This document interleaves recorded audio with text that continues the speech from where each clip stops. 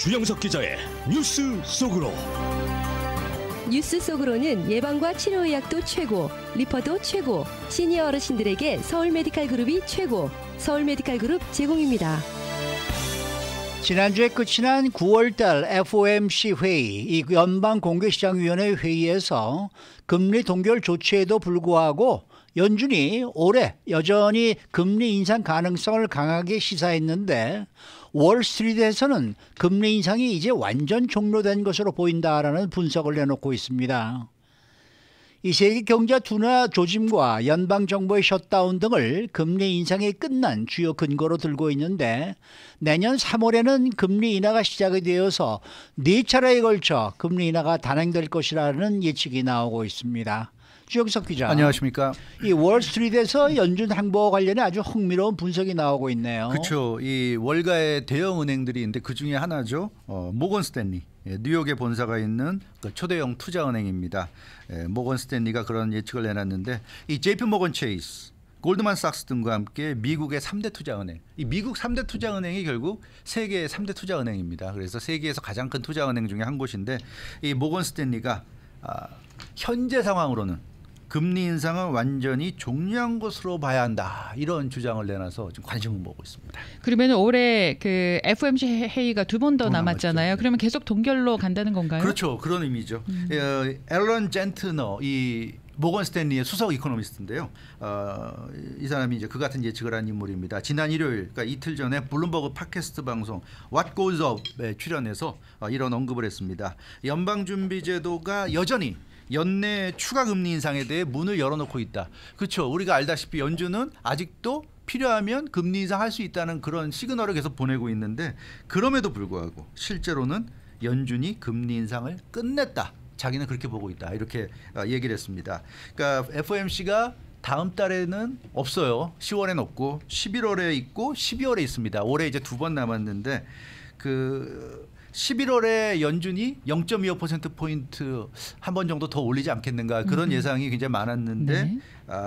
이 앨런 젠트너 모건 스탠리 수석 이코노미스트는 자기는 11월에 금리 인상하지 않는다고 본다. 계속 동결로 간다고 본다. 이렇게 이번 방송에서 얘기했습니다.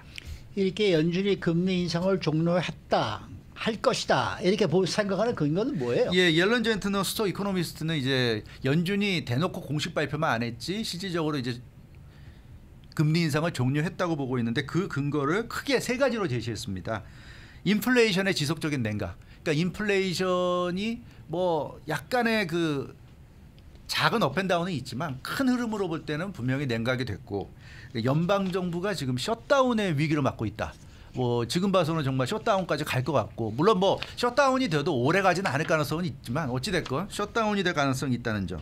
그리고 3번째는 세계 경제가 둔화되고 있다. 이 경제가 둔화된다는 건 침체 가능성이죠. 경기 침체 가능성. 그래서 이 3가지가 지금 맞물려 돌아가고 있기 때문에 앨런 젠트너 수석 이코노미스트는 연준이 금리 인상을 할 가능성이 없다. 이제 끝났다. 이렇게 지금 얘기하고 있습니다. 연준은 인플레이션 우려가 완전히 사라진 건 아니다. 네, 이렇게 그렇죠. 보고 있잖아요. 맞아요. 그런데 모건 스탠리는 그렇지 않다. 또 반대네요. 그렇죠. 연준은 인플레이션에 대해서 굉장히 보수적으로 보고 있죠. 네. 그 항상 얘기하지만 2%가 가장 이상적인 물가 수치인데 지금 뭐 3.6%잖아요. 그러니까 여전히 높다고 보고 있는 겁니다. 그래서 연준은 금리 인상을 더 할 수 있다는 시그널을 보내고 있는데 앨런 젠트너 모건 스탠리 수석 이코노미스트는 그 현재 인플레이션이 3.7%인데 이게 8월 CPI죠.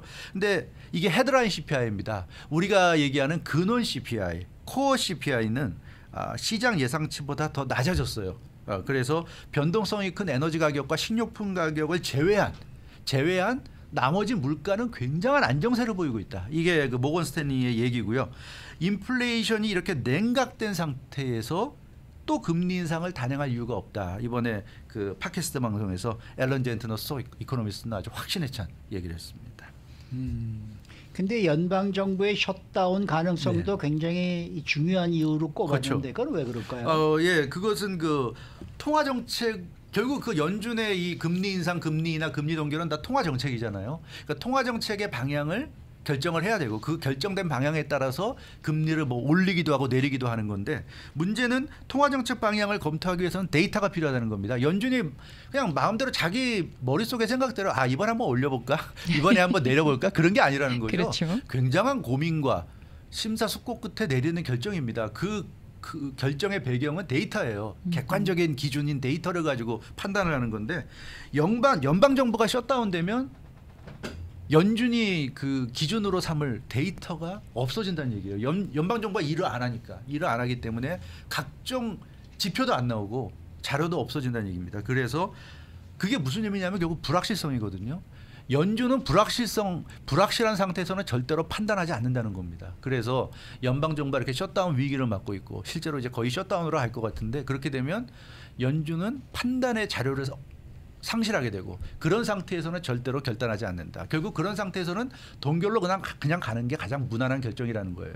왜냐하면 거기서 뭐 쓸데없이 금리를 올린다거나 내린다거나 이거는 굉장히 리스크가 큰 거고요. 깜깜한 상태에서 연준이 정확히 예측하지 못하는 상태에서 불확실한 상태에서 결정을 내리기는 어렵기 때문에 그 동결로 간다는 얘기가 되겠습니다. 네. 네. 여기에 대해서 또 세계 경제 둔화 가능성에 대한 우려가 커지는 것도 네. 연준에게는 큰 부담이라는 맞아요. 그런 지적이네요. 네. 그렇습니다. 이 연방 정부 그 셧다운이 그 단기적인 변수라면, 네. 그러니까 셧다운이 지금 안 될 수도 있죠. 우리가 지금까지 워싱턴 정치권을 보면 셧다운 되기 뭐 몇 시간 전에 막 합의가 되고 이런 경우 보잖아요. 맞아요. 네. 그러니까 아직까지도 셧다운이 확실히 된다고 할 수 없고 또 된다고 해도 결국 하루 이틀 상징적으로 셧다운 시키고 바로 또 합의해 주는 또 그런 경우가 이제 많기 때문에 셧다운으로 설사 간다고 해도 오래 가지는 않을 거다 하는 게 지배적인 예상입니다. 그래서 이 연방정부 셧다운 변수는 단기적인 변수고요. 장기적인 변수가 바로 세계 경제 둔화 가능성입니다. 이게 어떻게 보면 더 큰 변수인데 지금 국제유가가 폭등세를 보이고 있잖아요.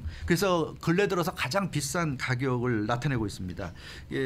전반적인 인플레이션 냉각 분위기인데 국제유가가 폭등하다 보니까 가솔린 가격이 오르면서 물가가 뭔가 약간 흔들리는 듯한 이런 모습을 보이고 있고 여기에 더해서 전미 자동차 노조 지금 파업을 하고 있잖아요. 초강경 입장을 나타내면서 파업을 확대하고 있고 그리고 이 시간에도 전해드렸지만 학자금 대출 상환이 재개됩니다.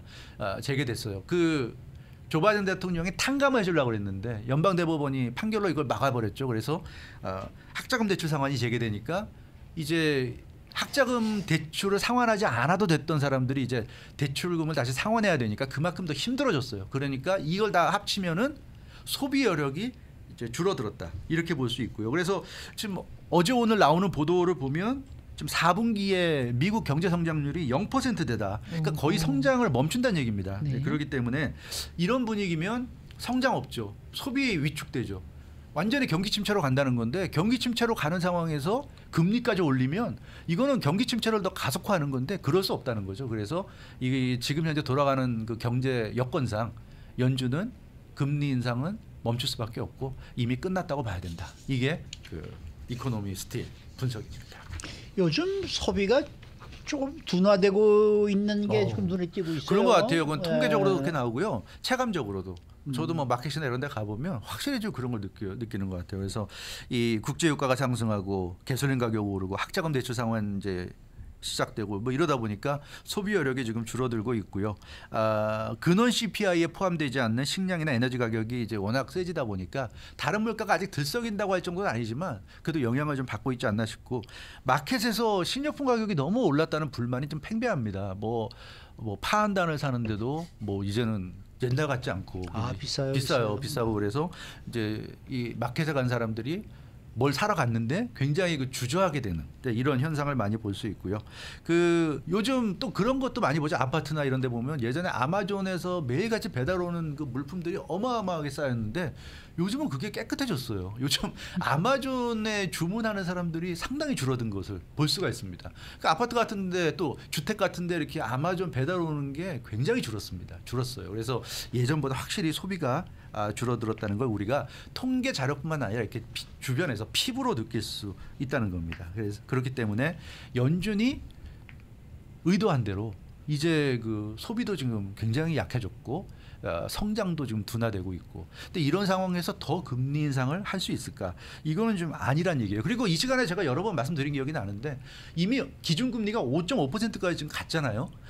동결한다는 건 계속 기준금리 5.5%를 끌고 간다는 얘기고 지금 이 상태 자체가 굉장한 긴축입니다. 긴축을 끌고 가는 거예요. 그러니까 긴축을 없애려면 금리 인하로 가야 되는데 지금 당장 인하하는 건 아니잖아요. 동결로만 간다는 거고 동결로만 가도 굉장한 긴축 국면은 유지된다는 거.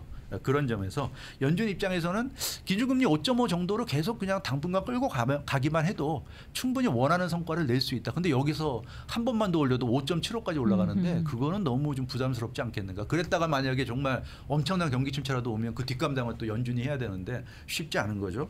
네, 그런 점에서 연준도 이제는 대놓고 어나운스먼트를 발표하진 않지만 실질적으로는 이제 금리 인상을 종료했다. 이렇게 봐도 무방하다. 이게 이제 모건 스탠리 분석이라고 할 수 있겠습니다. 게다가 경제자문위원회는요 금리 인하까지 예상을 하고 맞아요. 있어요. 네. 내년에 금리 인하가 시작이 될 것이다. 뭐 이렇게 네. 예측을 하고 있더라고요. 예, 맞아요. 경제자문위원회가 내년 중에 네. 금리 인하가 시작될 것이라고 예측을 했습니다. 근데 이게 금리 인하를 뭐 할 수도 있죠. 내년이 1월부터 12월까지 있는데 뭐 한 번 정도 한다 그러면 내년 하반기에 네. 예, 연말쯤에 한다 그러면 뭐 그것도 지금부터 따져도 1년 이상 남은 1년, 거니까 네. 굉장히 오랜 건데 그런 정도의 금리 인하가 아니라 금리 인하가 이제 내년 초부터 시작이 돼서 본격적으로 금리 인하로 간다. 그러니까 지금 기준금리 5.5%를 계속 유지하는 건 너무 힘들다는 거예요. 그렇게 유지하기에는 이 지금 경기 침체 그 시그널이 심상치 않기 때문에 경기 부양으로 가야 될 수밖에 없지 않느냐 이제 이런 예상입니다. 그래서 경제자문위원회는 지금과 같은 경제 상황이라면 내년에 최대 1% 포인트까지 인하가 가능하다. 이제 그 얘기는 뭐냐면 그 금리 인하를 그 한 내년 3월쯤에 시작을 해서 매 분기마다 한 번씩 1년에 4분기가 있잖아요. 네. 그러니까 한 분기에 0.25%씩. 그러면 4분기면 1%가 되죠. 그렇게 예상을 하고 있고 모건 스탠리의 지금 앞서 계속 전해드렸던 앨런 젠트너 수석 이코노미스트도 내년 3월에 금리 인하가 시작된다 이렇게 지금 예측을 했어요. 그래서 이제 9월부터 동결에 들어갔잖아요. 9월, 11월, 12월, 1월, 2월. 그러니까 한 6개월 정도 동결로 가고 6개월 정도 충분히 기준금리 5.5%를 유지하면서 충분히 그 긴축을 하고 그리고 3월부터는 이제 조금씩 금리 인하로 가면서 이제 경기 침체의 부담을 좀 지워주는 이런 쪽으로 갈 가능성이 있다는 얘기가 되겠는데요. 이게 뭐 예측이니까 물론 우리가 두고 봐야 될 것 같긴 합니다. 그러나 지금 현재 돌아가는 상황상 지금은 이제부터는 정말 인플레이션보다는 경기 위축, 이 경기 침체 이게 굉장히 좀 더 우려되지 않나 싶고 지금 주택 시장도 굉장히 좀 침체된 것으로 나오고 있지 않습니까? 그 주택 시장의 그 거래라든가 이런 게 굉장히 지금 그 줄어들고 있는 그런 모습이고 주택 가격도 조금 좀 떨어지는 듯한 그런 이제 수치가 나타나고 있는 상황인데요. 그런 점을 본다면 연준의 그 금리 인상이 끝났다는 이런 분석도 상당히 좀 유력한 것이 아닌가 싶습니다. 어찌됐건 근데 정확한 거는 연준이 이걸 어나운스하지는 않을 거기 때문에 결국 11월 FOMC를 우리가 지켜봐야 정확히 알 수 있을 것 같아요. 거기서도 이제 동결한다면 그러면 뭐 이 모건 스탠리의 분석이 거의 맞아 떨어졌다고 우리가 볼 수 있을 것 같습니다. 제가 한 가지만 좀 여쭤볼게요. 우리 주영석 씨나 우리 연주 씨가 이 마켓에 가서 이 쇼핑을 할 때 네. 팬데믹 전보다 물가가 어느 정도 올랐다고 생각하세요? 몇 퍼센트 정도 올랐다고 생각하세요? 저는 한 30% 정도 올랐다고 30%. 생각이 들어요. 그래요? 네네. 오, 체감이니까 네, 네네 체감. 몸으로 네, 느끼는 체감. 거가. 그냥 한 네. 2배는 오르지 않았나? 2배? 네, 저는 막 그런 느낌도 들어요. 그러니까 느낌이겠지만. 카트에 네. 담았을 때 네. 물론 뭐 어떤 종류의 그러고 보니까 또 한 2배 정도는 오른 것 같네요. 생각을 해보니까. 왜냐하면 몇 개 안 담았는데 100불은 2배는 넘어요. 조금 너무 높은 너무 것 같은 느낌이 들고 저도 미니멈 한 35에서 40%는 오른 게 아닌가 네네 맞아요. 그런 생각이 들거든요. 네네 맞아요. 그다음에 네. 이 식사를 하러 가서도 밥값을 아, 낼 맞아요. 때도 이렇게 보면은 네네. 이건 뭐 한 40% 이상 오른 거예요. 식당은 그럼요. 정말 그 많이 올랐어요, 식당은. 그러니까 이게 지금 도대체 무슨 뭐 물가가 뭐 작년도에 지난 뭐 6월 달인가 네, 뭐 피크를 올렸죠. 뭐 10%가 9.1%가 뭐 올랐 이거 나는 믿을 수가 없단 말이에요. 네, 그러니까 네. 진짜 실질적인 체감 네. 이 경기는 한 40% 오른 것 같아요. 맞아요. 느낌에. 네. 그러니까 맞습니다. 수치상으로는 그렇게 이제 말씀하신 대로 그때 피크를 이뤘고요. 그게 이제 우리가 피부로 느낄 때까지 시간이 좀 걸리지 않았나. 그래서 우리가 지금 그 피부로 느끼는 것 같고. 네. 그래서 연준이 예를 들어서 지금부터 동결하고 몇 개월 있다가 이제 인하로 가다 하더라도 네. 그 효과도 마찬가지로 인하를 시작한 때부터 또 몇 개월 정도 시간차가 지나야 있는 시간차가 물론 있는 거죠. 그건 그렇기 때문에 연준은 항상 선제적으로 정책을 펴야 되는 거예요. 그래서 아마 이 방송을 들으시는 분들은 야 벌써부터 금리 인하 얘기하는 거 시기상조 아닌가 싶은데 그렇게 생각할 때 단행을 해야 우리가 정말 금리 인하가 필요한 시점에 그 혜택이라고 그럴까요? 그 영향을 받을 수 있는 거고요.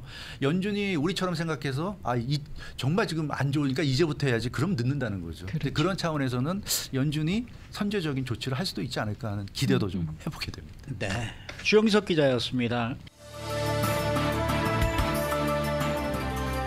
뉴스 속으로는 예방과 치료 의학도 최고, 리퍼도 최고, 서울 메디칼 그룹 제공이었습니다.